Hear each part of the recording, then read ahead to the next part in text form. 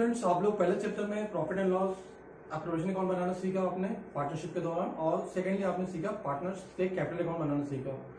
अभी जो आपका पार्टनरशिप जो आपने फॉर्म की थी वो एक नेक्स्ट लेवल पे जा रही है, जिसमें जो सेकेंड कंडीशन जो है आपका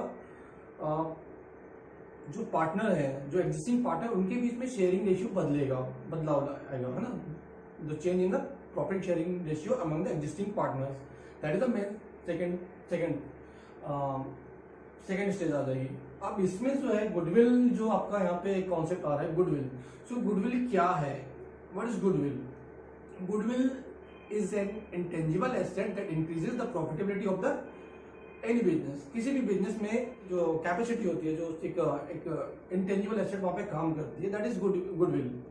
नॉर्मली अगर मैं बोलूँ तो गुडविल आपका, अगर नॉर्मली ये बोला जाए कि गुडविल क्या है, तो गुडविल जो है किसी बिजनेस की प्रसिद्धि होती है, रेपुटेशन बोल सकते हैं, ख्याति बोल सकते हो आप। जितने ज्यादा पॉपुलैरिटी बढ़ेगी, रेपुटेशन बढ़ेगी, उतने ज्यादा क्लाइंट कस्टमर आएंगे, और जितने ज्यादा कस्टमर क्लाइंट आएंगे तो वहां पे उतनी ज्यादा गुडविल क्रिएट होगी और प्रॉफिटेबिलिटी बढ़ती चली जाएगी। प्रॉफिटेबिलिटी बढ़ेगी क्योंकि गुडविल बढ़ रही है। So goodwill is an intangible asset that increases the profitability of the business. ये सारी चीजें यहाँ पे आता जाएगा। So goodwill is an intangible asset that increases the profitability of the business, है ना। अब जो है गुडविल, जब प्रॉफिट शेयरिंग रेशियो चेंज होगा पार्टनर्स के बीच में, तो गुडविल का हमको वैल्यूएशन करना पड़ता है। सो इसकी जरूरत यहाँ पे तो रहेगी, क्योंकि पार्टनर्स के बीच में जो चेंज हो रहा है शेयरिंग रेशियो, तो शेयरिंग रेशियो सीधे से बताया मैंने कि गुडविल जो आपका है वो प्रॉफिट शेयरिंग रेशियो से रिलेट करता है, प्रॉफिट से रिलेट करता है, प्रॉफिट शेयर से रिलेट करता है। जो जितना पार्टनर शेयर गेन करेगा या सेक्रीफाइस करेगा, उसको उतनी ज्यादा गुडविल परचेस करनी पड़ेगी या फिर सेल करनी पड़ेगी ना। गुडविल के रिजल्ट्स है लोकेशन ऑफ द बिजनेस। किसी बिजनेस की जो लोकेशन है,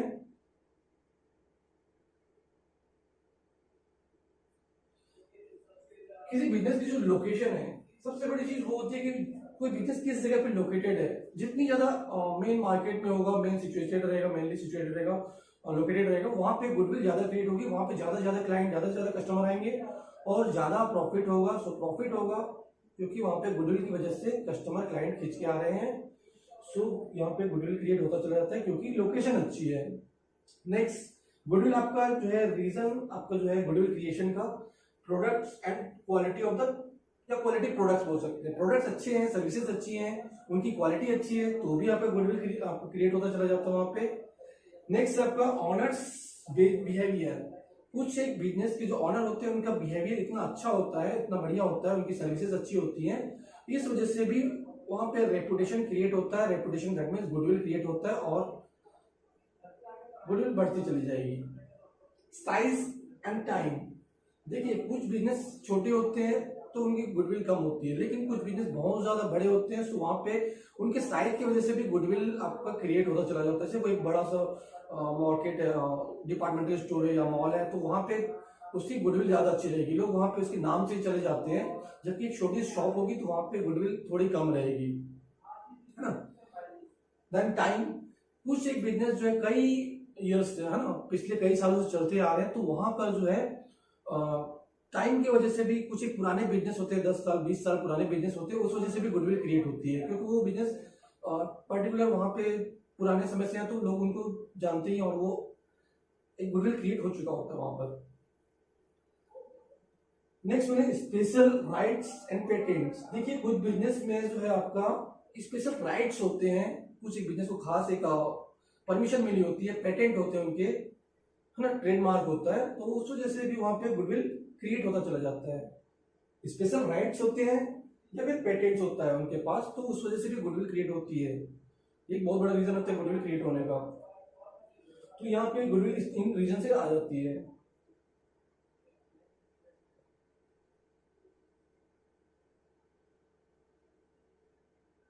अब देखिए गुडविल के जो है, गुडविल वैल्यूएशन के आपके मेथड है यहाँ पे। तो नॉर्मली गुडविल एक इंटेंजिबल एसेट है, बट अकाउंट्स में जब हम अकाउंटिंग पार्टनरशिप, जब आप अकाउंटिंग उसमें जाएंगे, तो वहां पर जो है आपको गुडविल का valuation in terms of money करना पड़ेगा, क्योंकि पार्टनर्स के बीच में इस चीज को लेकर के ट्रांजेक्शन होंगे और उसको हमको रिकॉर्ड करना पड़ेगा। सो यहाँ पे गुडविल को हम in terms of money valuation करेंगे उसका। तीन मेथड दिए हुए हैं, average profit method, super profit method and then capitalization method. मैं तीनों को एक एक करके सारी चीजें आपको एक्सप्लेन कर रहा हूं। देखिए यहाँ पर जो है नीड ऑफ गुडविल वैल्यूएशन, हमको गुडविल की वैल्यूएशन क्यों करनी चाहिए, है ना, कब कब जरूरी हो जाता है गुडविल का वैल्यूएशन करना। तो ये आपकी अलग अलग सिचुएशन है। पहली सिचुएशन हमने डिस्कस की कि change in profit sharing ratio among the existing partners, then आगे भी ये चीजें आपको रहेंगी, आपको गुडविल का जो है वैल्यूएशन करना पड़ सकता है। तो ये सिचुएशन देखिए, पहला है change in profit sharing ratio,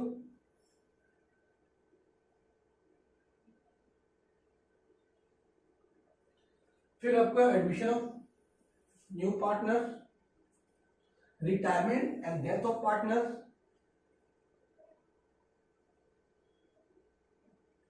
dissolution of form, partnership form अगर हम डिसॉल्व होती है तो उस समय भी गुडविल का वैल्यूएशन करना जरूरी हो जाता है।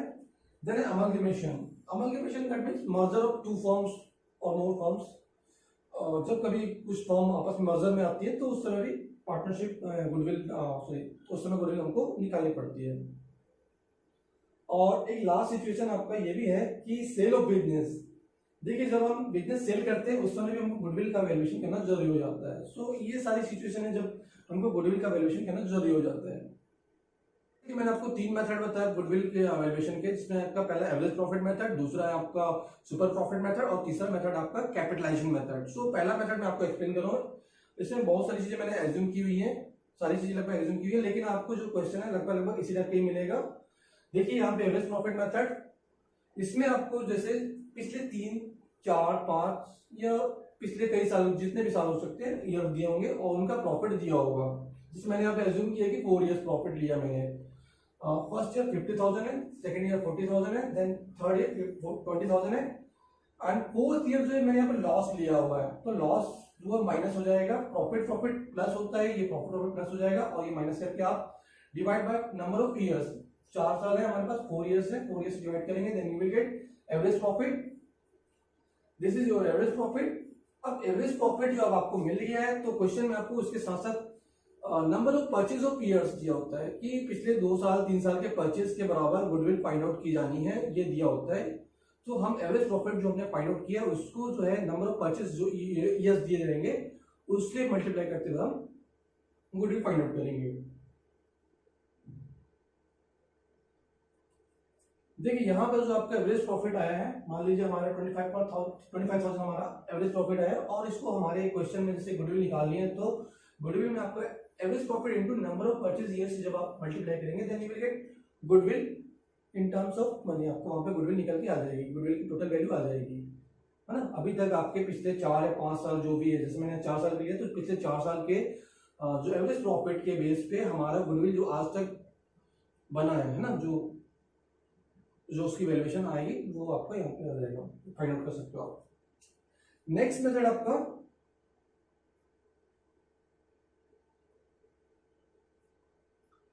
देखिए, नेक्स्ट मेथड जो आपको यहाँ पे है super profit method. Super profit method में आपको एवरेज प्रॉफिट कोई बार क्वेश्चन में दे दिया जाता है, कई बार आपको फाइंड आउट करना पड़ता है। So average profit find out करना तो आपको आ ही गया, बन गया। हमको यहाँ पे नई चीज ये मिलेगी कि हमको यहाँ पे कैपिटल टोटल एम्प्लॉयड कितनी है वो क्वेश्चन में निकालनी पड़ सकती है या फिर कई बार दे दी जाती है। देन एक चीज और दे दी जाती है कि नॉर्मल रेट ऑफ रिटर्न, मतलब कि अगर मान लीजिए हमने किसी बिजनेस में 10 लाख रुपीज इन्वेस्ट किए हैं और नॉर्मल रेट ऑफ रिटर्न जो है आपका 10% है, तो ये माना जाता है कि इस टाइप के बिजनेस में नॉर्मली जो है 10% का प्रॉफिट होगा ही होगा, है ना। ये चीज बोला जा रहा है। नॉर्मल रेट ऑफ रिटर्न का मतलब ये होता है कि हमने किसी बिजनेस में अगर कुछ इन्वेस्टमेंट किया तो इस टाइप के बिजनेस में नॉर्मली इतना प्रॉफिट होता ही है। जैसे एग्जांपल में यहाँ पे मैंने लिया है एवरेज प्रॉफिट 20,000 ले लिया मैंने, कैपिटल एम्प्लॉयड मैंने ले लिया यहाँ पे 1 lakh, okay. Then normal rate of return 15% की एज्यूम किया अपन ने, तो इसका मतलब ये है कि अगर कैपिटल 1 लाख रुपए लगाई गई है तो इसका रिटर्न जो है आपका नॉर्मल रिटर्न 15%, जो कि 15,000 रुपए रहेगा ही रहेगा। ये चीज यहाँ पे आ रही है, जबकि हमारा एवरेज प्रॉफिट हमने यहाँ पे लिया 20,000। अब उसके अलावा मैंने यहाँ पे एक और चीज एज्यूम की है, purchase of year 3 year purchase किया मैंने, 3 ईयर परचेज, 3 साल के परचेज पे आप गुडविल फाइंड आउट करोगे। सो सॉल्यूशन देखते हैं इसका।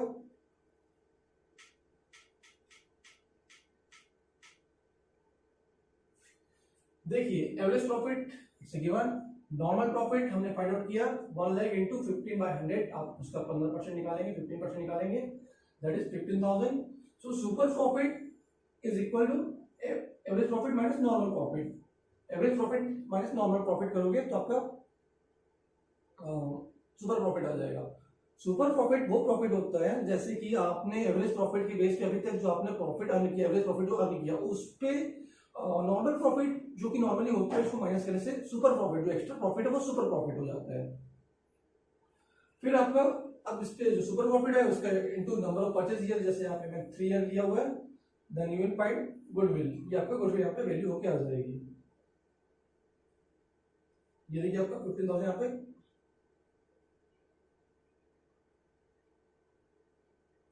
यहाँ पे 15,000 गुडविल आ जाएगी आपकी।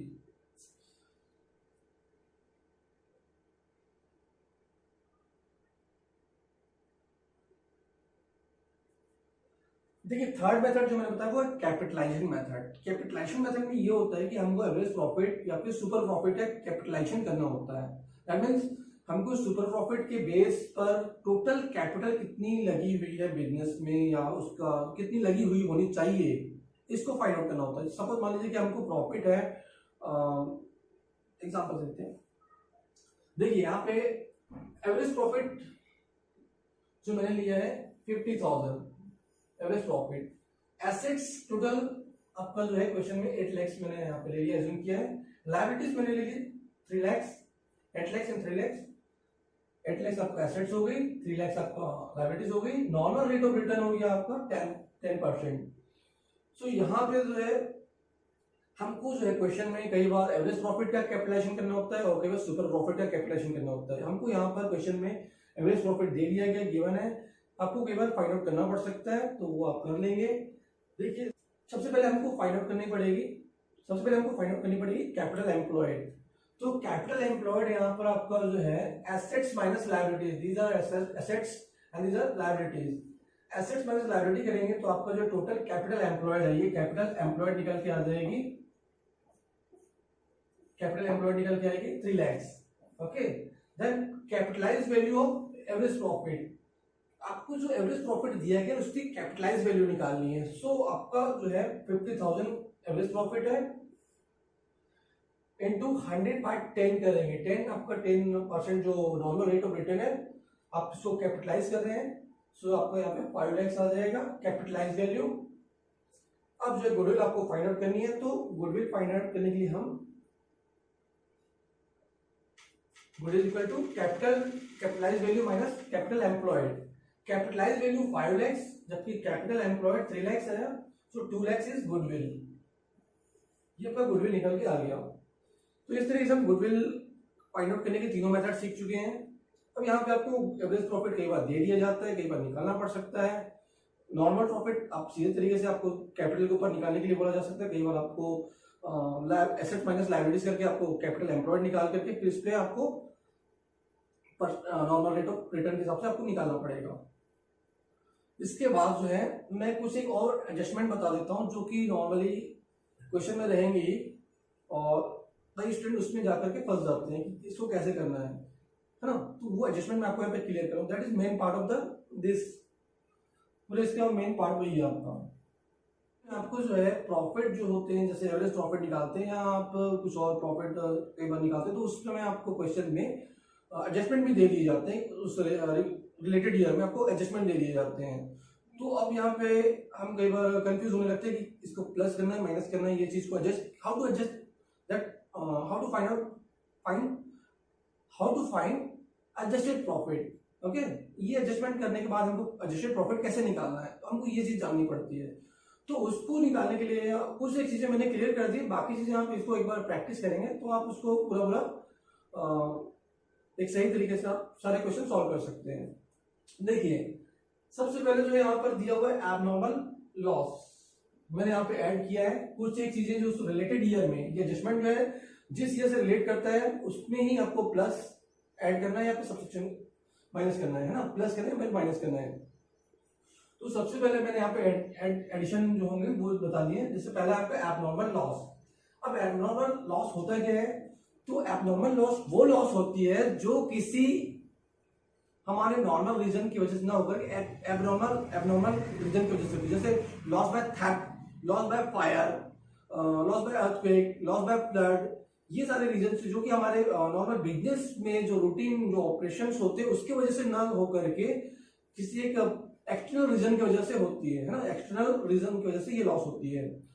नॉर्मल लॉस वो होगी जैसे मान लीजिए आपके खर्चे एक्सीड कर गए, आपके एक्सपेंडिचर बहुत ज्यादा एक्सीड कर रहे हैं और जबकि आपकी इनकम कम है, तो उस समय जो है जो लॉस होगी वो नॉर्मल लॉस हो जाएगी। मान लीजिए आपका रेंट, सैलरी या इंश्योरेंस इस टाइप के एक्सपेंसेस मिलाकर के ज्यादा होगा, जबकि आपकी इनकम जो सेल्स वेल्स है जो आपका बाकी सारी इनकम है वो सारी कम हो रही है, तो यहाँ पे जो लॉस आएगी वो नॉर्मल लॉस है। लेकिन लॉस बाय थेफ्ट, चोरी की वजह से लॉस हो गई, लॉस बाय फायर हो गया, या अचानक प्राइसिंग बहुत फॉल कर गई, आपका स्टॉक बढ़ा हुआ है उसकी प्राइसिंग फॉल कर गई, तो भी आप कॉस्ट से कम चले जाने पे, जो प्राइस नीचे जाने पर भी आपको लॉस हो सकती है। तो ये जो है लॉस एबनॉर्मल लॉस होती है। अब चूंकि हम यहाँ पे इसको ऐड क्यों कर रहे हैं, उस ईयर में क्यों कर रहे हैं, तो देखिए मैंने आपको बताया कि हम जो एवरेज प्रॉफिट निकालते हैं, जो हम प्रॉफिट होते हैं, प्रॉफिट होता है तो प्रॉफिटेबिलिटी हमारे गुडविल से रिलेट करता है। जो प्रॉफिट दिए हुए हैं हमको पर ईयर 1 2 3 जो भी ईयर दिए हुए आपके, वो प्रॉफिट्स में उन ईयर्स की जो प्रॉफिट है वो प्रॉफिट्स डायरेक्टली आपके गुडविल से रिलेट करते हैं, क्योंकि उनकी जो प्रॉफिटेबिलिटी, वो ईयर जो है प्रॉफिटेबिलिटी जो है वहां पर है ना, उन ईयर्स जो प्रॉफिट से प्रॉफिटेबिलिटी है और प्रॉफिटेबिलिटी आपका गुडविल से कनेक्टेड है। तो अगर किसी ईयर में आपका प्रॉफिट कम हो गया किसी खास एक्सटर्नल रीजन की वजह से, तो वहां पे आपका प्रॉफिटेबिलिटी कम होगी, और प्रॉफिटेबिलिटी कम होगी तो गुडविल भी कम हो जाएगी। सो हमारे बिजनेस की हमको एक्चुअल प्रॉफिटेबिलिटी जाननी होती है ताकि हम सही सही गुडविल का वैल्यूएशन कर सकें। अब देखिए यहाँ पे चूंकि हम जो है एबनॉर्मल लॉस, इस एबनॉर्मल लॉस को हमने 11th में सीखा है कि जब हम profit and loss account prepare करते हैं, ओके, तो आप जो प्रॉफिट एंड लॉस प्रिपेयर करते हो तो आप जो है मान लीजिए कि ये एबनॉर्मल लॉस आपका loss on sale of fixed asset, loss on sale of any vehicle, any other asset, कोई भी एसेट को आपको बेचने से जो नुकसान हो रहा है वो आपका लॉस आ रही है। और इस तरह की लॉस जो है आप प्रॉफिट एंड लॉस अकाउंट के डेबिट में यहाँ पे लिख लेते हो, जैसे loss on sale of fixed asset. अब यहाँ पे ले लेते हैं, कुछ भी हो सकता अमाउंट है ना, ये काम कुछ भी होगा। सो इसको आपने यहाँ पे डेबिट में लिख लिया, चार्ज कर दिया, उस लॉस को आपने चार्ज कर दिया, दैट इज एबनॉर्मल लॉस, आपने चार्ज किया। सो आपका जो नेट प्रॉफिट आना है यहाँ पर एनपी वो कम हो जाएगा, क्योंकि इधर के टोटल से जो आपका आना ये बैलेंस होना चाहिए, हर आइटम कुछ भी हो सकते हैं, वो माइनस होकर के ही आपका नेट प्रॉफिट आता है। अब चूंकि आपने यहाँ पे ये लिया तो ये भी यहाँ पे काउंट होकर के इसमें से माइनस हो जाएगा, टोटल में माइनस होगा और आपका नेट प्रॉफिट कम हो जाएगा। अगर मान लीजिए ये नहीं रहता, आपको यहाँ पे हम शो नहीं करते, तो यहाँ पे अमाउंट कम होता टोटल, और इस टोटल से कम होता, इस टोटल से कम होता, और इस टोटल से कम होने की वजह से क्रेडिट साइड के टोटल के से कम होने की वजह से आपका नेट प्रॉफिट ज्यादा रहता। बट चूंकि हमने यहाँ पे एक एबनॉर्मल लॉस को चार्ज कर दिया, तो उस वजह से हमारा डेबिट साइड का जो टोटल है वो बढ़कर आ गया, और क्रेडिट साइड के टोटल में से जो अब बैलेंसिंग फिगर आएगा वो थोड़ा कम होगा। ओके, आपको समझ में आ रही है ये सारी चीजें। अगर हम इस loss on sale of fixed asset को यहाँ पे शो नहीं करते तो हमारा नेट प्रॉफिट बढ़ा हुआ आता, अब करके देखिएगा। तो अब चूंकि एक ऐसी लॉस है जो हमारे बिजनेस से रिलेट नहीं करी, डायरेक्टली रिलेटेड नहीं है, एक है लेकिन एक्सटर्नल फैक्टर, ये एक्सटर्नल फैक्टर है, मतलब हमारे बिजनेस की वजह से लॉस नहीं है। मैंने क्या बताया, नॉर्मल लॉस होता है जैसे आपके खर्चे एक्सीड कर गए, आपकी इनकम कम है ना, तो उस समय जो लॉस होगी वो आपका बिजनेस के रीजन है, वहां पे बिजनेस में एक रीजन है, बिजनेस से डायरेक्टली कनेक्टेड, आपका ऑपरेशन से कनेक्टेड है, बट जबकि यहाँ पे जो ये जो है एक्सटर्नल फैक्टर है, तो इस वजह से हमारा प्रॉफिटेबिलिटी कम हो रही है, प्रॉफिट कम हो रहा है, दैट मींस प्रॉफिटेबिलिटी कम आ रही है उस ईयर में, तो ये आपका गुडविल को भी कम दिखाएगा। तो हमको तो सही से गुडविल चाहिए ना, हमारे बिजनेस की एक्चुअल गुडविल चाहिए, एक्चुअल प्रॉफिटेबिलिटी चाहिए, तो हम इसको यहाँ पर अगर हमने चार्ज कर दिया तो अब वहां पर जाके हमको उस रिलेटेड ईयर में प्लस करना पड़ेगा। ओके, अच्छा दूसरी चीज, अगर ये था आपका एबनॉर्मल लॉस ना,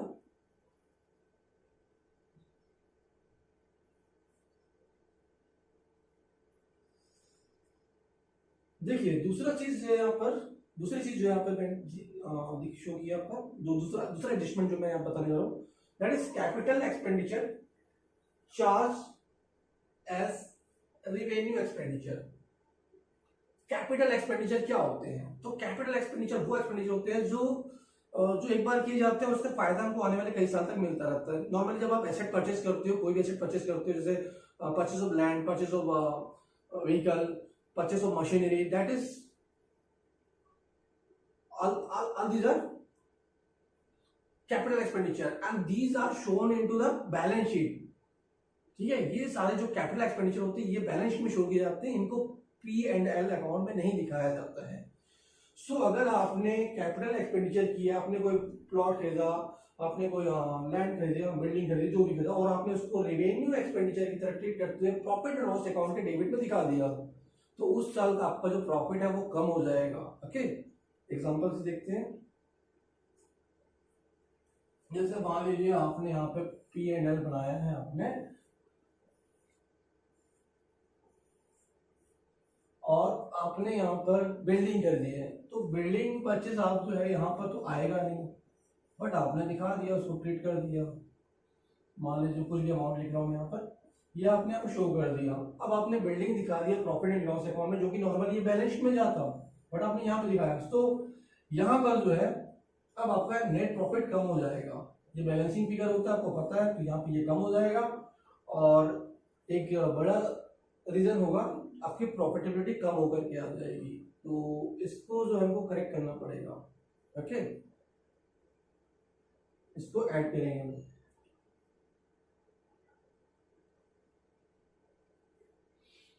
Then है closing stock undervalued और opening stock overvalued। एक और रीजन है, देखिए एक बार फिर मैं आपको उसी तरीके से समझाऊंगा। जब आप प्रॉफिट एंड लॉस अकाउंट बनाते हैं, इसमें अपन लिखेंगे trading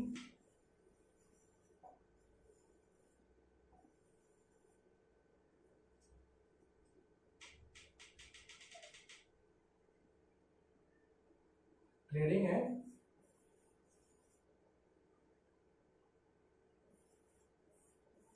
trading and profit and loss account.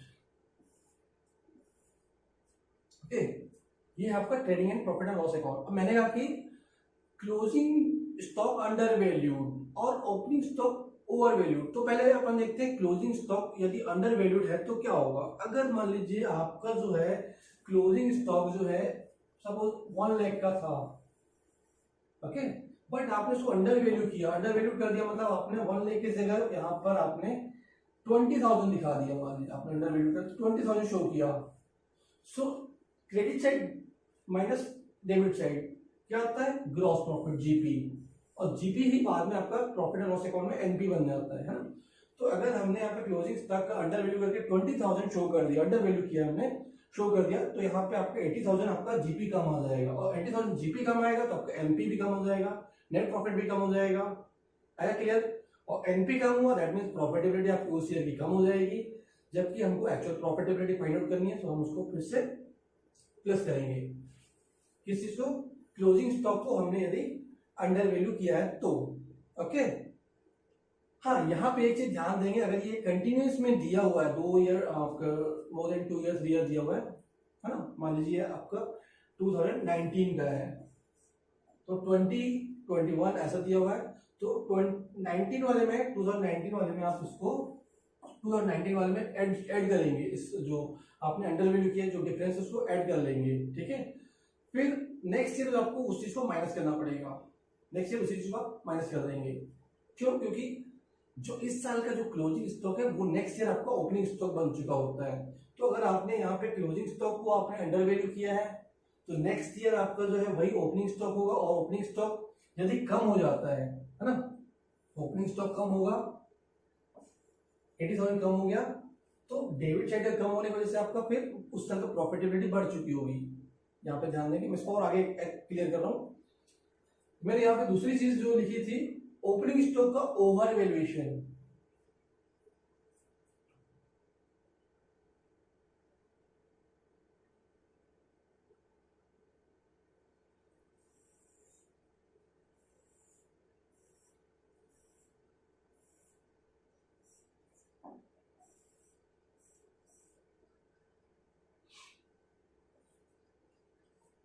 देखिए मैंने यहाँ पे दूसरी चीज बोली है कि ओपनिंग स्टॉक जो होता है उसका ओवर वैल्यूएशन कर दिया, अपन ओवर वैल्यू किया। मान लीजिए कि हमको ओपनिंग स्टॉक जो था 50,000 था, अब हमने इसको यहाँ पे 50,000 एक्चुअल में था, हमने यहाँ पे इसको 80,000 दिखा दिया, बढ़ा दिया। 50,000 का हमने 80,000 30,000 हमने एक्स्ट्रा दिखाया। तो 30,000 जो आपने यहाँ बढ़ाया वो आपके यहाँ पे जीपी की में आपका क्या करेगा, 30,000 लेस होके आ जाएगा, यहाँ पर कम आ जाएगा। क्यों, जब आप इधर टोटल करेंगे इसका, इस टोटल में से इसको माइनस करेंगे तो यहाँ पे चूंकि यहाँ पर आपने 30,000 बढ़ाया तो आपका यहाँ पे बैलेंसिंग फिगर कम आ जाएगा, ये बैलेंसिंग फिगर में कम आएगा, हाँ, जो कि जीपी के रूप में है। तो यहाँ पर इस तरीके से कम होने की वजह से क्या होगा, आपका नेट प्रॉफिट भी कम हो जाएगा, और नेट प्रॉफिट कम होगा तो प्रॉफिटेबिलिटी कम हो जाएगी। सो ओपनिंग स्टॉक अगर आपका ओपनिंग स्टॉक यदि आपका ओवर वैल्यूड है तो उस ईयर में आपका जीपी कम आएगा, और जीपी कम आएगा, ग्रॉस प्रॉफिट कम आएगा तो नेट प्रॉफिट कम होगा, और नेट प्रॉफिट कम होगा तो फिर सारी चीजें वही होंगी कि उस ईयर का आपका प्रॉफिटेबिलिटी कम होगी। सो हमको एक्चुअल प्रॉफिटेबिलिटी जानना है, और हम जो है उस जो ओपनिंग स्टॉक को हमने ओवर वैल्यू किया उस डिफरेंस को हमको वहां पे प्लस करना पड़ेगा उस रिलेटेड ईयर में।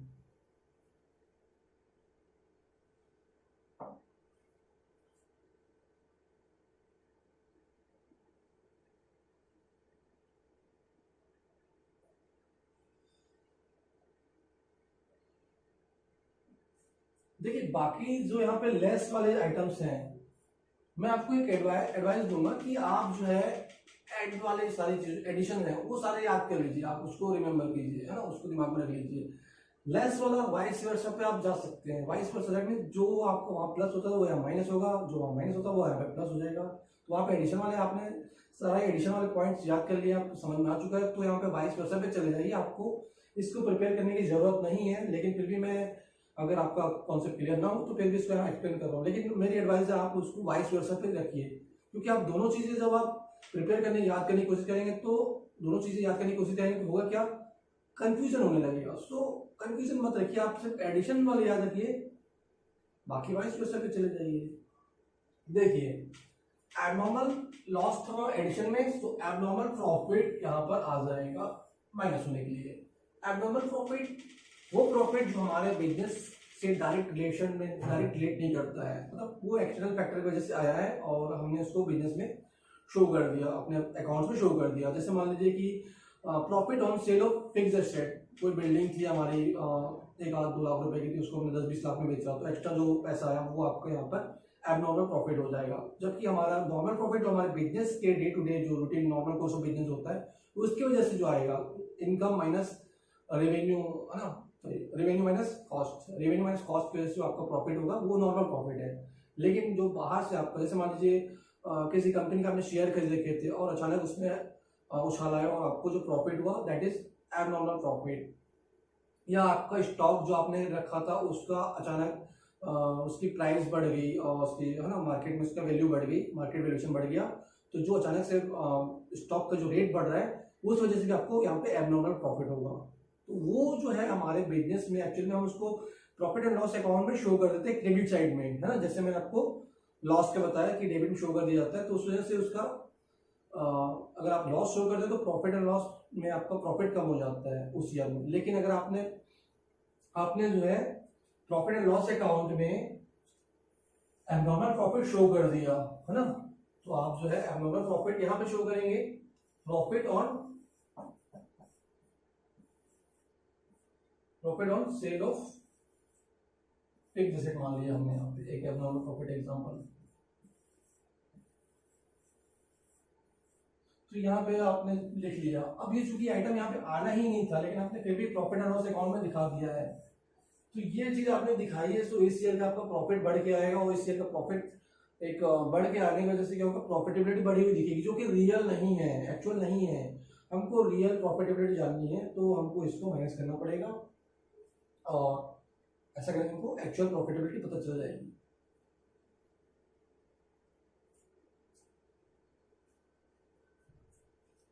फिर आपका एक बार फिर से देखिए, revenue expenditure treated as capital expenditure, that means revenue expenditure जो आपका प्रॉफिट एंड लॉस अकाउंट में दिखाया जाना था that has to be shown in the profit and loss account, but आपने उसको बैलेंस शीट में दिखा दिया, कैपिटल एक्सपेंडिचर के ट्रीट किया। आपको पता है कि कैपिटल एक्सपेंडिचर बैलेंस शीट में शो किए जाते हैं ना, तो आपने उसको उनमें शो कर दिया। जैसे आपने मान लीजिए कि एग्जांपल लेते हैं इसका, रिपेयरिंग ऑफ बिल्डिंग। एक एग्जांपल लेते हैं, रिपेयरिंग ऑफ बिल्डिंग। आपने बिल्डिंग रिपेयर करने के लिए खर्च किया और आपने उसको बिल्डिंग अकाउंट में डाल दिया। देखिए यहाँ पे बिल्डिंग अकाउंट में दिखाना मतलब कि वो कैपिटल हो गया, जबकि रिपेयरिंग है आपका बिल्डिंग का, वो है आपका रिवेन्यू नेचर का, है ना। तो रिवेन्यू नेचर का आपने बिल्डिंग अकाउंट में दिखा कर बैलेंस शीट में भेज दिया। तो जो चीज प्रॉफिट एंड लॉस अकाउंट के डेबिट पे शो की जानी थी, एज एक्सपेंडिचर शो की जानी थी, उसको आपने वहां पे शो नहीं किया। यहाँ पे देखिए, देखोगे जो रिपेयरिंग जो यहाँ पे शो किया था आपने यहाँ पे शो नहीं किया, उसको आपने बैलेंस शीट में दिखा दिया as a building expense, building के रूप में। बिल्डिंग मतलब आपने बिल्डिंग परचेस की इस तरीके दिखा दिया, है ना, बिल्डिंग अकाउंट में आपने डाल दिया उस चीज को। तो यहाँ पे जब आप इस चीज को आप शो नहीं करोगे तो आपका एनपी बढ़ा हुआ आएगा, नेट प्रॉफिट बढ़ा हुआ आ जाएगा। दैट मीन्स आपका प्रॉफिटेबिलिटी बहुत बढ़ के आ जाएगी और उस जो कि एक्चुअल नहीं होगी, तो उसको यहाँ पे लेस करना पड़ेगा।